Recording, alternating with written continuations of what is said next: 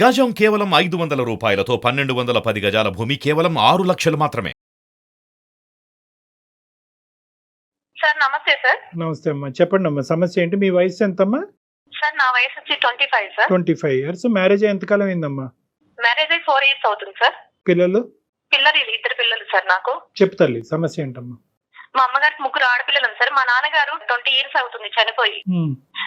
నేను చాలా చిన్నపిల్ల అప్పుడే చనిపోయారు సార్.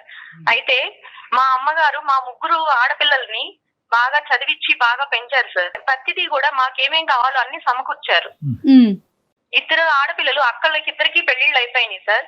అయితే నేను చాలాళ్ళు అమ్మతో ఉండటాన నాకు అమ్మ అంటే చాలా ఇష్టం సార్. ఓకే. అంటే అక్కలు వెళ్ళిపోయినా కూడా నేను అమ్మతో ఎక్కువ కాలం ఉండటాన నాకు అమ్మ అంటే చాలా ఇష్టం. అమ్మని నేను బాగా చూసుకోవాలని ఫస్ట్ నుంచి నాకు ఉండేది మేడం. నాకు మ్యారేజ్ అయిన కాడి నుంచి అమ్మ కొంచెం లోన్లీగా ఫీల్ అవుతుంది మేడం. నేను కూడా బయటకు వచ్చేసాను. ఏదన్నా ఇబ్బంది అయినా, హెల్త్ ఇబ్బంది అయినా, ఏదైనా సరే ఎవరు చూసుకోవడానికి లేరు. అక్క వాళ్ళు చూసుకోవాలి కానీ బట్ వాళ్ళ ప్రాబ్లమ్స్ వాళ్ళకు ఉన్నాయి మేడం. వాళ్ళు చూసుకోవడానికి అంగీకారంగా లేరు.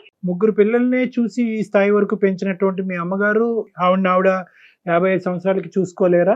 అప్పటిదాకా భర్త పోయి పిల్లలందరినీ కష్టపడి పెంచి మంచి చెడు అన్ని చూసిన ఆవిడ ఇవాళ ఒక్కసారిగా ఒంటరి అయిపోయేసరికి అక్కడికి నా పిల్లలు ఇద్దరు, ఇప్పుడు బాబు LKG UKG సార్, ఒక పాప ఉంది. ఇప్పటికీ ఆవిడ స్టిల్ ఒంటరిగానే ఉంది సార్. అప్పుడప్పుడు మా ఇంటికి వచ్చి వెళ్తా ఉంటారు కానీ ఎక్కువ రోజులు ఉండరు సార్. మీరేం చేస్తుంటారు Aruna? Central government employee madam. Okay. మీ వారండి? మా వారు వచ్చేసి సాఫ్ట్వేర్ మేడం. ఐటీ. ఎక్కడ ఉంటున్నారు మీరు? మేము బెంగళూరు మేడం. మెయిల్ చేయడానికి ప్రధాన కారణం ఏంటి? నేను మీ సలహా తీసుకుని ఒక నిర్ణయం తీసుకుందామని మీకు మెయిల్ చేశాను మేడం. ఓకే. అయితే ఈ సమస్య వచ్చేసి మా అమ్మ వల్ల వచ్చింది అని చెప్పేసి మా హస్బెండ్ నాకు విడాకులు ఇస్తానని చెప్తున్నారు మేడం. కదమ్మా, ఈ 4 years పాటు అంటే విడాకుల వరకు మాట్లాడుకునే ముందు అసలు 4 years పాటు మీ ఇద్దరి జీవితం ఎలా ఉందమ్మా? 2 పిల్లలు కన్నటువంటి మీ ఇద్దరు సఖ్యతతో ఉన్నారా? ఏమైనా ఇబ్బందులు ఉన్నాయా? తల్లి యొక్క ప్రమేయం ఎలా ఉందన్నది కొద్దిగా వివరంగా చెప్పండి అమ్మా. 4 years నుంచి చాలా బాగా ఉంది సార్. మా హస్బెండ్ కూడా నన్ను బాగానే చూసుకుంటున్నారు. కానీ అతనికి ఏంటంటే సార్, పిల్లల్ని నన్ను బాగా చూసుకుంటారు సార్. నేను ఒక ఎంప్లాయీని. 29కి 30 కల్లా నాకు సెంట్రల్ గవర్నమెంట్ అవుతానా జాబ్ తొందరగా శాలరీ పడిపోతుంది. 70,000 పడ్డాక నా అకౌంట్ లో 1 day ఒక పూట కూడా నా అకౌంట్ లో మనీ ఉంచరు మేడం. మొత్తం ల్యాప్టాప్ ద్వారా తనకి ట్రాన్స్ఫర్ చేసేసుకుంటారు. 7,000 6,000 తప్పితే నా అకౌంట్ లో ఉంచరు మేడం. కానీ ఆడదానికి అంత డబ్బు అవసరమా అన్నట్టుగా ఆయన తీసేసుకుంటారు మేడం. చాలా అంటే చాలా మైండ్ అంతా మనీ మైండ్, స్వార్థం.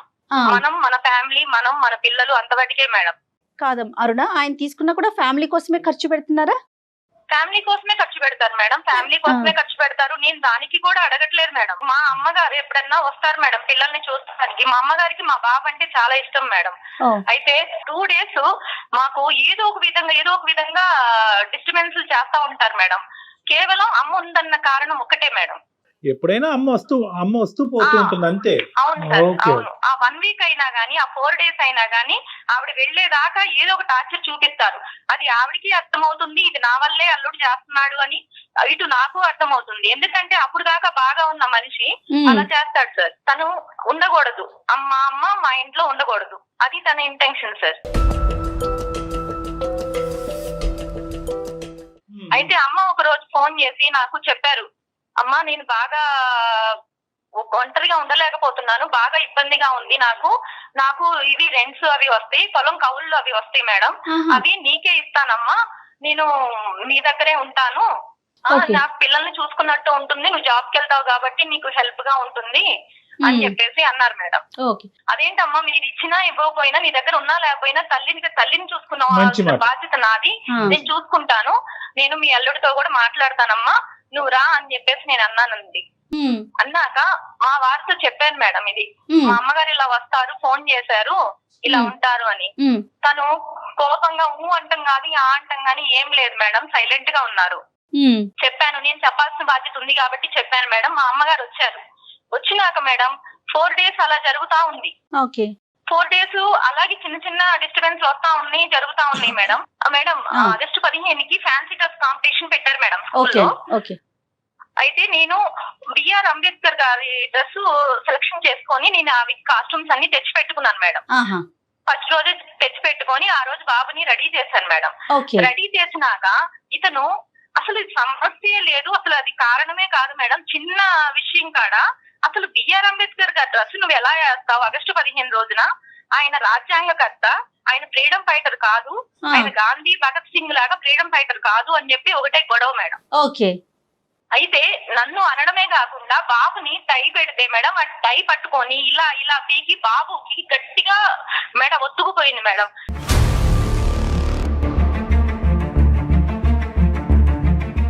వాడు అరుస్తా ఉన్నా గానీ వాడిని కొట్టడము, డ్రెస్ తీసేయడము అలా చేస్తుంటే నేను అడ్డం వెళ్ళాను మేడం.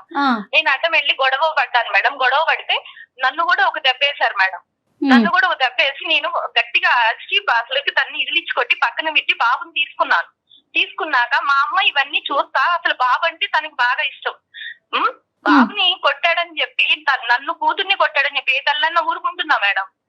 ఒక్కసారి అన్నారు అమ్మ, ఎందుకు ఇలా గొడవాడుకుంటారు, ఎందుకు ఇలా ఇదవుతారంటే నీకేం తెలుసు నువ్వు పక్కకు పదా అన్నారు మేడం.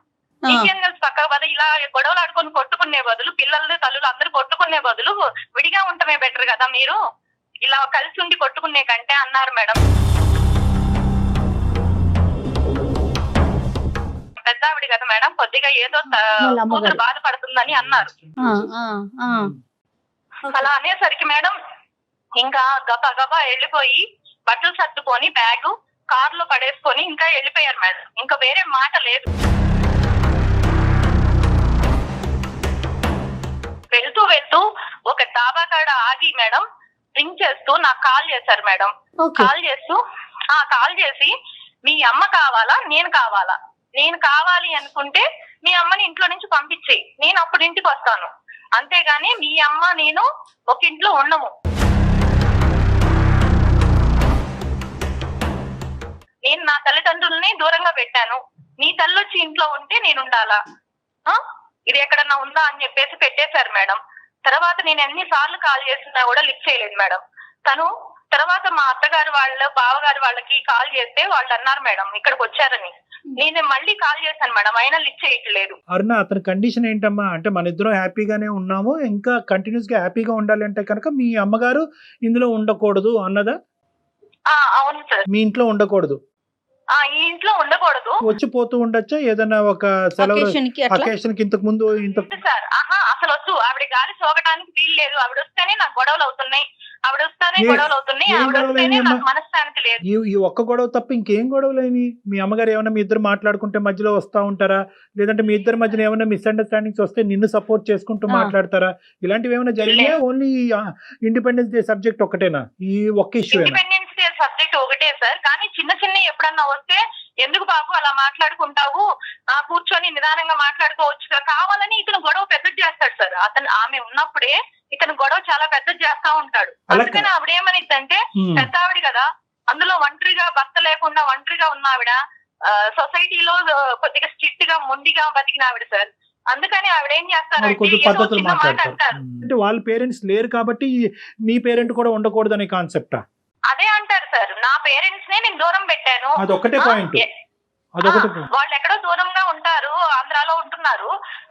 మనం జాబ్ రీత్యా బెంగళూరులో మనం ఇద్దరం చక్కగా మంచి మంచి శాలరీలు తెచ్చుకుంటున్నాం, ఇద్దరు పిల్లల్ని చూసుకొని చక్కగా మనం హ్యాపీగా లీడ్ చేద్దాం జీవితాన్ని. మనకి ఆ తల్లి ఎందుకు, మీ తల్లి ఎందుకు ఇంట్లో అని చెప్పేసి నాతో ఫైటింగ్ సార్. సరే ఒకసారి మరి అతనితో ఏమన్నా మాట్లాడదాం అరుణ? మాట్లాడదాం మేడం, కానీ నేను ఇంత మంచి జాబ్ చేస్తున్నానంటే అమ్మ చదివించిన చదువుకే కదా మేడం. ఇవాళ శాలరీ రాగానే తను ల్యాప్టాప్ కి తన బ్యాంక్ కి అకౌంట్ కి ట్రాన్స్ఫర్ చేసుకుంటున్నాడు అంటే ఇదంతా కూడా మా అమ్మ పెట్టిందే కదా. మీ తల్లి గారి మీద ఎంతైతే మీకు ప్రేమ ఉందో, తల్లిని కాపాడుకోవాల్సినటువంటి బాధ్యత ఎంత ఉందో, ఈ పెళ్లిని భర్తకి ఇవ్వాల్సినటువంటి గౌరవం, ఈ పెళ్లిని కాపాడవలసిన అవసరం కూడా మీకు ఉంది. ఓకే, ఫైనాన్సెస్ ఎందుకు అలా ట్రాన్స్ఫర్ చేస్తున్నారు అనేటువంటి అంశాన్ని తర్వాత మనం మాట్లాడుకుందాం. ఇక్కడ ఏంటంటే కేవలం ఒక ఈగో కాన్ఫ్లిక్ట్ నడుస్తుంది. ఆ ఈగో కాన్ఫ్లిక్ట్ రిజాల్వ్ చేసి ఈ పెళ్లిని కాపాడవలసిన అవసరం కూడా ఉంది. ఈ కారణం బేసిస్ మీద మీరిద్దరు విడాకులు తీసుకుని విడిపోతే ఇద్దరు పిల్లలు అన్న తర్వాత దాని యొక్క బాధ మీ తల్లి గారికి ఇప్పుడు వరకు మిమ్మల్ని కష్టపడి పెంచిన దానికంటే 100 రెట్లు ఎక్కువ ఉంటుంది. అరే ఇదేంటి, అన్ని మంచి చేశాను నా పిల్లలకి, ఈ రోజు నా కారణంగా పిల్లలు ఇద్దరు విడిపోవటం ఏంటి, ఈ రోజు ఎక్కడో వెళ్ళి ఏదో ఒంటరిగా నేను బతుకుతాను, ఈ కారణం చేత వీళ్ళిద్దరిని విడగొట్టిందని అవుతున్నాను ఏంటి అనే బాధ కూడా ఆవిడకి. ఇప్పుడు కూడా అదే బాధపడుతున్నారు So, సార్ ఆవిడ. yes. ఏమైంది అల్లుడు గారు ఎందుకు రావట్లేదు, ఎందుకమ్మా మీరిద్దరు విడిపోవడం ఎందుకమ్మా, నేనేదో నోరు జారి ఆ బాధలో అన్నాను, మీరిద్దరు విడిపోవడం ఎందుకు, నేనే వెళ్ళిపోతాను అని చెప్పి అంటున్నారు సార్. కానీ ఇది సమస్యకి పరిష్కారం కాదు కదా సార్. అమ్మని దూరంగా పెట్టి నేను ఉండాలి, భర్తతో ఎలా హ్యాపీగా ఉంటాను సార్ నేను. ఈ సమస్యకి అమ్మ దూరంగా వెళ్ళటం అనేటటువంటిది ఈ సమస్యకి పరిష్కారం కాదు. అట్ ద సేమ్ టైం ఈ కారణం చేత మీరిద్దరు విడిపోవటం అన్నది కూడా పరిష్కారం కాదు. ఎందుకంటే అందుకే సార్ నేను తీసుకున్న నిర్ణయం తప్ప ఒప్ప, ఇద్దరు పిల్లలు ఉన్నారు, మంచి చెడు ఏదైనా సరే నేను మీ సలహాలు మీ సంప్రదింపులు చూస్తా ఉంటాను సార్. మీరు న్యాయం చేస్తారని మీకు కాల్ చేశాను, మెయిల్ చేశాను. ఆ నిర్ణయాన్ని తాత్కాలికంగా పాజ్ లో పెట్టమ్మా. ఇప్పుడు మనం ఒకసారి అతనితో మాట్లాడటానికి ట్రై చేద్దాం. మీరు ఫోన్ కలపండి, అతనితో మాట్లాడి అతను ఏ కారణం చేతి ఇలా ప్రవర్తిస్తున్నాడని అర్థం చేసుకుందాం అమ్మా. ఓకే సార్, నేను చేస్తాను సార్. నా ఫోన్ అయితే లిఫ్ట్ చేయట్లేదు, నేను చేస్తాను. చెప్పారు లిఫ్ట్ చేయకపోతే మీకు నంబర్ సెండ్ చేస్తాను సార్. అలానే ఫోన్ ఎందుకు ఎత్తట్లేదు అంటే ఈ అమ్మాయి అడుగుతుంది మళ్ళీ, ఇంకా తనకి మాట్లాడటం కూడా ఇష్టం లేదేమో. అతను కండిషన్ డ్రా చేసి ఇంకా అక్కడ క్లోజ్. అంతే. అది జరిగితేనే వస్తాను, లేకుంటే లేదు.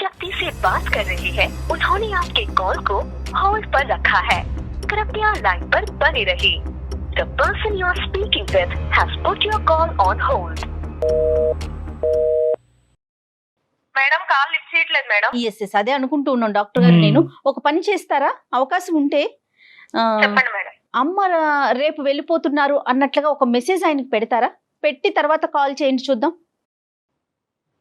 Okay madam.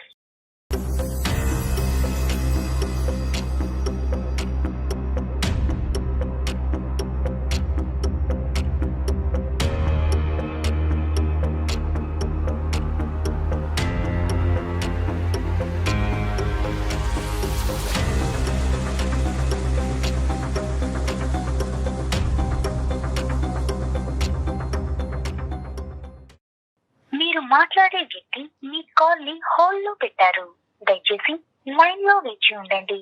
आप जिस व्यक्ति से बात कर रहे हैं उन्होंने आपके कॉल को होल्ड पर रखा है, कृपया लाइन पर बने रहिए.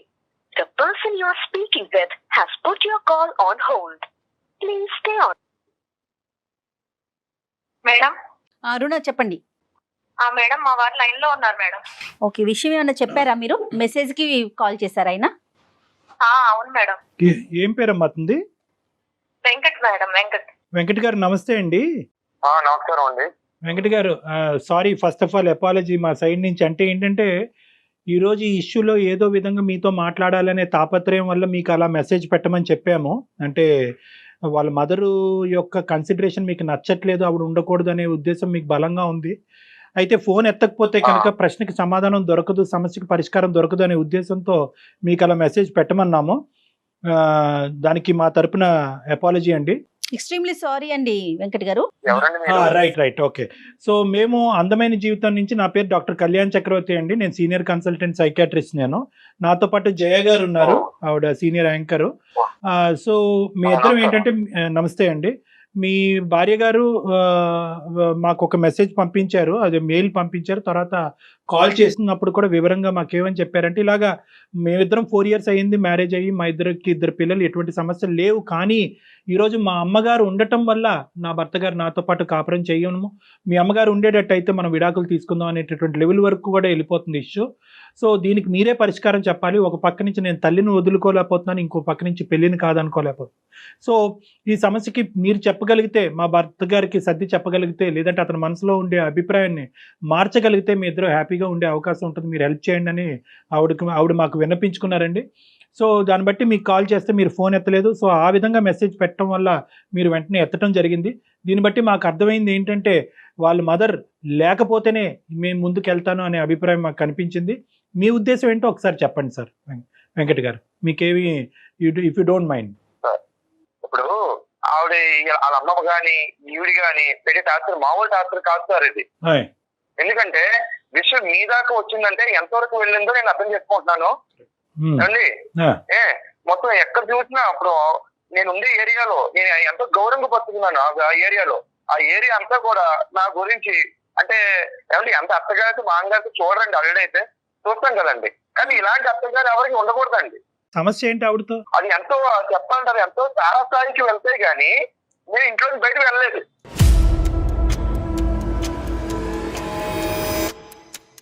కాదండి, ఆవిడ ఏ విధంగా సమస్య అండి? మీ ఇద్దరు ప్రైవేట్ ఇష్యూస్ లో ఆవిడ జోక్యం చేసుకుంటున్నారా? కానీ ఎవరన్నా సరే కాపురాన్ని వదిలి పిల్లల్ని వదిలి బయటకు వెళ్ళిపోతారు మొగుడు అనేవాడు. అది వెళ్ళాడు అంటే ఎంత టార్చర్, ఇంట్లో ఎంత టార్చర్ అనుభవిస్తే గానీ బయటకు వెళ్ళండి. అదే ఆ బలమైన కారణాలు ఒకటో రెండో ఉంటే మాతో షేర్ చేయగలుగుతారా?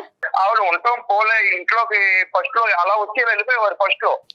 తర్వాత ఏదో కొంచెం హస్బెండ్ లేరు అదని ఇదని ఏదో వంకతో వచ్చి వెళ్తూ కూడా మొత్తం వచ్చి ఇంకా మొత్తం ఉండిపోయిందండి. ఇంకా ఉన్నది సవ్యంగా ఉండాలి కదండి. పుల్లలు పెడుతుందండి ప్రతిదానికి. పుల్లలు పెడుతుంది. ఇప్పుడు ముగ్గురు పిల్లలకి మాట్లాడుకుంటాం ఏదో చేస్తూ ఇప్పుడు పిల్లలు నాకు ఒక ఇంట్లో అందరం మేము కలిసి వెళ్తాం అండి. ప్రతి దానికి పుల్లలండి. అంటే ఆమెలో ఉన్న యాటిట్యూడ్ నేను ఇప్పుడు ఎవరు చూడలేదు కూడా. నేను పుల్లలు పెట్టి యాటిట్యూడ్ అంతా ఆవిడ వచ్చిన కానించే అలాగే పోటండి. దేనికైనా సరే అంటే ఆవిడ మాటే ఉండాలి. ఆమె కంట మా అత్తగారి కంట నేను అడుగడుగును రెస్పెక్ట్ ఇవ్వాలంటండి. చూసారా సార్ ఎలా మాట్లాడుతున్నారు? నిన్న కాక మొన్న వచ్చి మా ఇంట్లో టెస్ట్ వేసేసింది. నేను బాగా చూసుకుంటున్నాను. నేను మీకు ఎప్పుడు లోడ్ చేస్తున్నా, కారు ఉంది, బిల్డింగ్ ఉంది, అన్ని ఉన్నాయి మనకి. నేను ఎప్పుడు మీకు లోడ్ చేస్తున్నా. నేను వీళ్ళని వదిలి వెళ్ళిపోవడానికి మన ఆంధ్ర వెళ్ళిపోవడానికి కారణం వాళ్ళ అమ్మేనండి. నాకు ఆవిడకి చూసే వాళ్ళు ఉంటే మా ఇంట్లో ఎందుకు ఉంటారు సార్? తను అక్కడికి ఆవిడ ఊరికనే ఉండలేదు సార్. కౌలు డబ్బులు ఇస్తున్నారు. నువ్వే మాట్లాడు. ఇంకా నాది ఇంకా అంటే ఇంత చేసి ఇంత బయట తీసుకొచ్చి ఇంట్లో విషయాలన్నీ బయట పెట్టావు నువ్వు. బయట పెట్టాక మీరు చేశారు. బయట పెట్టేదాకా నేను చేస్తాను. ఆవిడే లేకపోతే ఈ గొడవ వస్తుందా చెప్పు? కూతురు కాపురం ఏ తల్లి కూతురు కాపురం కాదండి.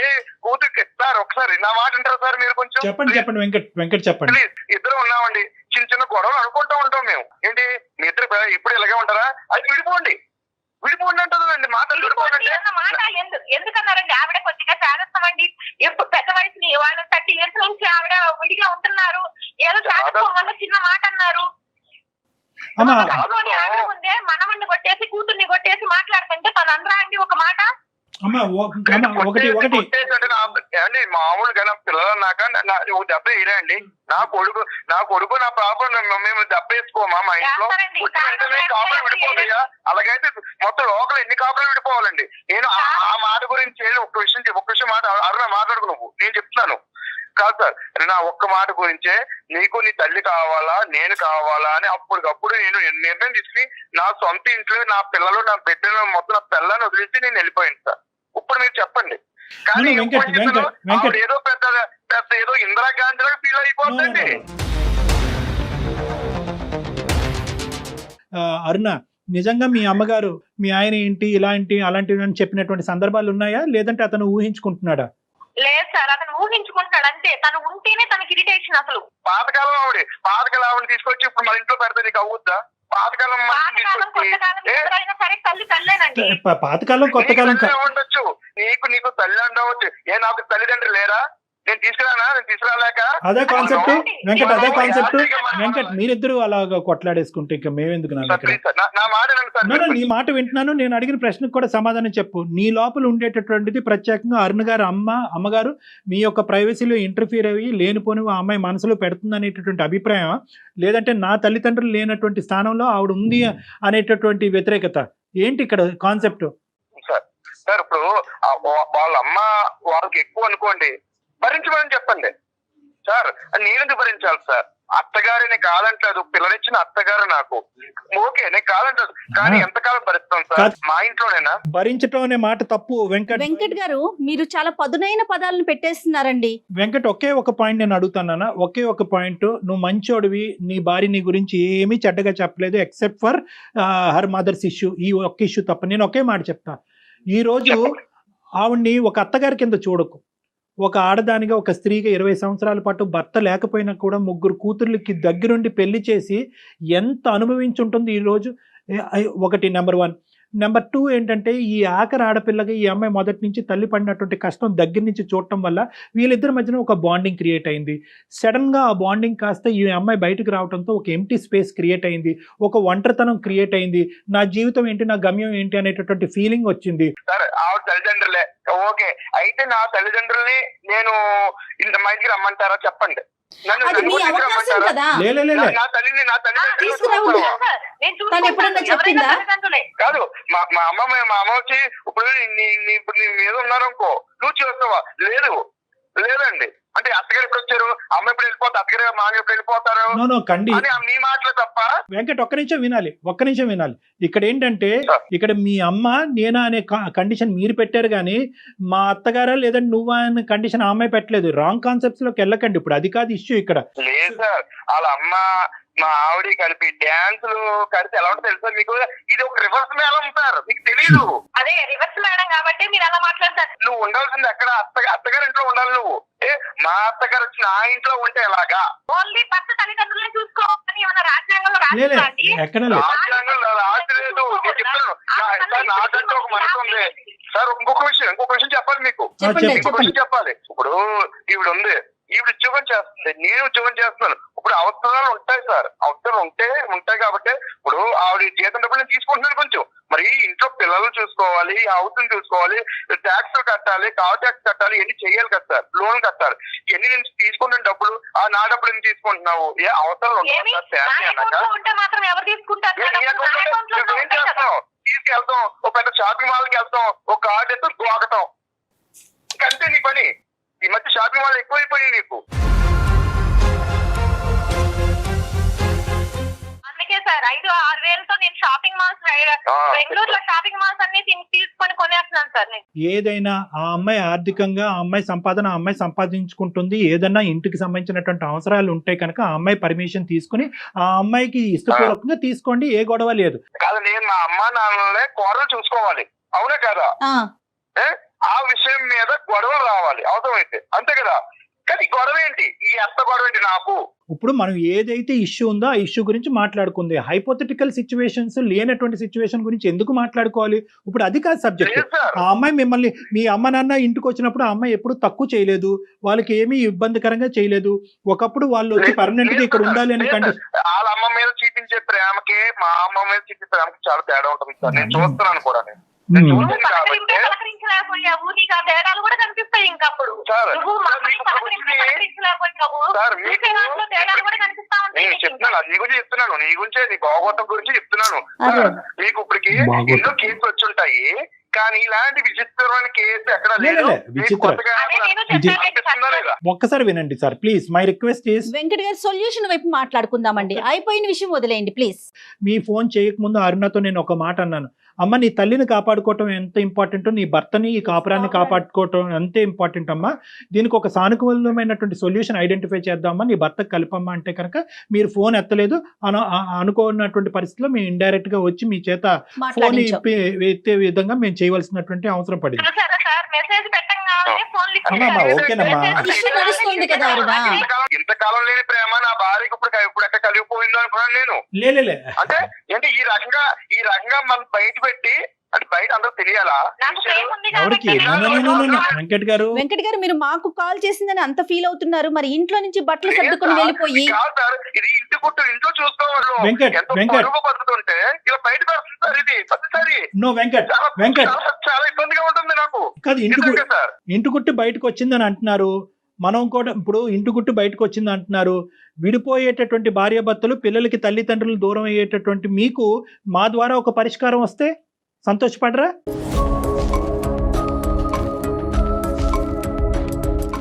మీరిద్దరూ విడిపోవటానికి రూపాయి పావుల కారణం కూడా లేదు గట్టిగా చెప్తే. ఓకే, ఇంతకంటే భయంకరమైనటువంటి సమస్యలు ఉన్నటువంటి భార్యాభర్తలే ఇటువంటి ఇష్యూస్ని రిజాల్వ్ చేసుకుని హ్యాపీగా బతుకుతున్నటువంటి సందర్భాలు నా దగ్గర కొన్ని వేల సంఖ్యలో ఉన్నాయి. నేను మీకు చెప్పేది ఏంటంటే ఒకే ఒక పాయింట్, ఆ అమ్మాయికి వాళ్ళ తల్లి మీద ఉండేటటువంటి ప్రేమ అభిమానము ఇలా కత్తిరితో కట్ చేస్తే తెగిపోయేటటువంటిది కాదు. ఇక్కడ అత్తగారు అనేటటువంటిది ఇప్పుడు అన్నిటికంటే బాధ ఏంటంటే ఎవరి గురించి అయితే మనం ఈరోజు మాట్లాడుకుంటున్నామో ఆవిడ ఈ మొత్తం ఈ కాన్వర్జేషన్ చూస్తే కనుక ఆవిడ ఇప్పుడు పెట్టిబేడ సర్దుకుని వెళ్ళిపోద్ది. వద్దురా బాబు, మీతో ఎందుకు, నేను ఏదో గింజ ఏదో తాగి బతుకుతాను. నాకైతే చాలండి బాబు.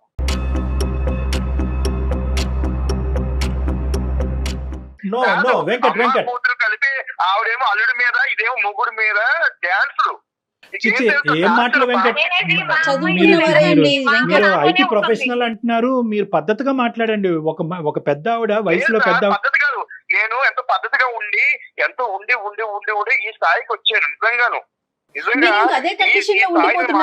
వెంకట్, నేను ఇంకా కంప్లీట్ చేయలేదు. నేను ఒక పెద్ద ఉద్యోగస్తుడిగా ఒక పెద్ద ఇదిగా నేను మాట్లాడుతున్నాను. అది ఆలోచించరు అప్పుడు మాట్లాడతారు వేరే ఫోన్ కాల్. ఇప్పుడు ఆలోచించరు. మన బాధ ఒకటి, వాళ్ళ బాధ ఒకటి. Stop it. నో వెంకట్, ఆగండి వెంకట్, మీరు ముద్రించద్దు. అలా అయితే మీ గురించి కూడా ముద్రించవలసినటువంటి అవసరం ఉంటది. మీరు రెండు చేయాలి వెంకట్. ఆవిడ మీద అబాండాలు వేయటము, ఈ విధంగా మాట్లాడటం అనేది తగ్గించుకోండి. అది మేము ఎవరు కూడా హర్షించాం. వాళ్ళిద్దరి మధ్యన ప్రేమ మీరు గాని నేను గాని తగ్గొట్టలేము, తగ్గించలేము. మీరు ఆలోచించవలసింది ఏంటంటే వెంకట్, ఒక అడుగు ముందుకెయ్యండి. మీరు ఫోన్ కాల్స్ ఎత్తకుండా, మెసేజ్లకి రెస్పాండ్ అవ్వకుండా, ఇంట్లోంచి బయట ఉంటూ చీలికి గాలివానగా చేసుకుని సమస్యను పెద్ద చేసుకోకండి. ఎందుకంటే ఇది విడిపోవలసినటువంటి కాపురం కాదు. పిల్లలు చాలా ఎఫెక్ట్ అవుతారు. చాలా రోజులు బట్టి ఆ పిల్లలకు మీరంటే చాలా అభిమానం, చాలా అంటే ఇష్టం. ఏదో తెలిసి తెలియక ఒకసారి చెయ్యెత్తారు కానీ ఆ పిల్లలు ఇన్ని రోజుల పాటు తండ్రిని చూడకుండా ఎప్పుడూ లేదు. ఈ యాంగిల్ కూడా చూడండి. నెంబర్ 2. నెంబర్ 3, నేనేమంటానంటే, ఆవిడ గారు మీ ఇంట్లో ఉంటూ ఆవిడ్ని ఏ విధంగా మారాలి అని మీరు కోరుకుంటున్నారో మీరు చెప్తే కనుక అది ఆవిడకి మా ద్వారా కానీ లేదంటే అరుణ ద్వారా కానీ కమ్యూనికేట్ చేద్దాం. ఏదో ఒక మిడిల్ వే ఆలోచిద్దాం. ఎందుకంటే కనుక ఈరోజు మీరిద్దరూ కలిసి ఉండకపోవటానికి ఆవిడ కారణం అవ్వకూడదు. మీరిద్దరు విడిపోవటానికి ఆవిడ కారణం అవ్వకూడదు. ఎందుకంటే ఇప్పుడు వరకు ఆవిడ చేసినటువంటి త్యాగాలన్నీ కూడా వేస్ట్. మీ ఇద్దరు వర్కింగ్ ఎంప్లాయీస్, చాలా బిజీగా ఉంటారు. మేము చచ్చిపోతున్నాం మా ఇంట్లో మా పిల్లల్ని ఎవరు చూసుకోవటానికి లేక.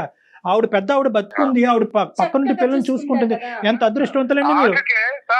ఏమండి సార్, అన్నాను ఆఖరి కాదు, పిల్లల్ని కాదు, ఇంకా వేరే చోట్ల మంచి చదివిద్దాం, కాబట్టి హాస్టల్ వేద్దాం, మనం హ్యాపీగా ఉందాం. కంప్యూటర్ దగ్గర కూర్చుని టాస్క్ ఎంత పడతాం, మనం హ్యాపీ ఎంజాయ్ చేద్దాం. నా ప్రశ్న బాగుంటది. అలా కాదు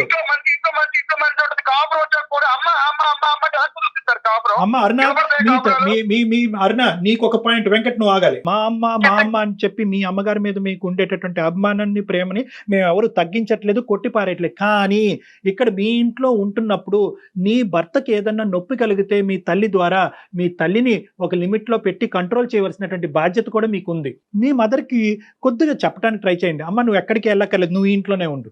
కానీ అల్లుడిగా అతనికి ఇచ్చేటటువంటి గౌరవం నువ్వు ఇవ్వాలి. నెంబర్ 1, అతను కూడా కొడుకులాగా ట్రీట్ చేయాలి. మీ ఇద్దరం ఏమైనా గొడవ పడితే కనుక మీ అవసరం మేము ఇద్దరం వచ్చి అడిగేంత వరకు నువ్వు మా గొడవలో జోక్యం చేసుకోవద్దు. ఇలాంటి అంశాలు ఏమన్నా ఆ పెద్ద ఆవిడ మనసు గాయపడకుండా చెప్పగలిగితే కనుక ఇక్కడ మన వెంకట్ చల్లబట్టడానికి అవకాశం ఉంటుంది. మీ అమ్మగారు ఈ ఇంట్లోకి రాకముందు ఇలా అమర్యాదగా ఎప్పుడన్నా వెంకట్ మాట్లాడా?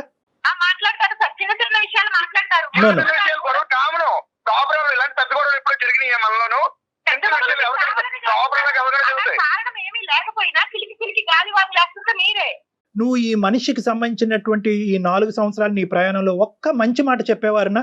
అంటే నువ్వు కూడా ఇంత బయాస్డ్ గా ఉండకూడదు. ఓకే, మీ అమ్మగారికి సంబంధించినటువంటి అంశంలో తప్ప మీ ఇద్దరికి ఇంకో అంశంలో ఓకే, ఆ ఫైనాన్సెస్ అనేటటువంటిది ఒక చిన్న అంశం ఉంది, అది ఈజీగా సర్దుబాటు అయ్యేటటువంటి అంశం. Let us talk positive about your husband also. 2 పిల్లల కన్నా అతనంటే కూడా కొద్ది గౌరవంగా మాట్లాడు. నువ్వు ఇప్పుడు ఉండేటటువంటి ఈ వాడి వేడిలో మీ అమ్మగారు ఇక్కడ ఉండటం అనేది తాత్కాలికంగా మంచిది కాదు.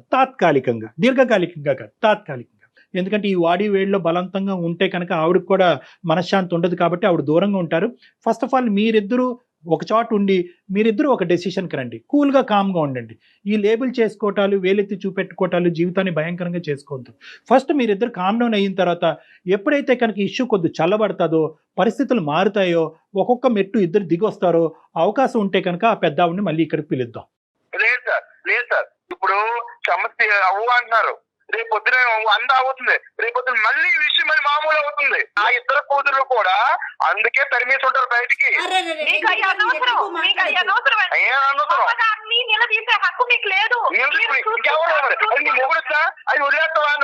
ఏంటి కళ్యాణ్ గారు ఇప్పుడు అది వెంకట్ సార్ మీరు కాస్త ఒక్క 2 minutes ఆగండి, నేను అరుణతో మాట్లాడతాను, ఓకేనా? సార్ అమ్మా మేడం సార్ నువ్వు కొద్దిగా గుండె నిబ్బరం చేసుకోమ్మా. నీ తల్లి మీద నీకు ఉండేటటువంటి ప్రేమ నేను మళ్ళీ రిపీట్ చేస్తున్నాను, ఎవరు తగ్గించలేదు. చూడండి సార్ ఎలా No. మాట్లాడుతున్నారు.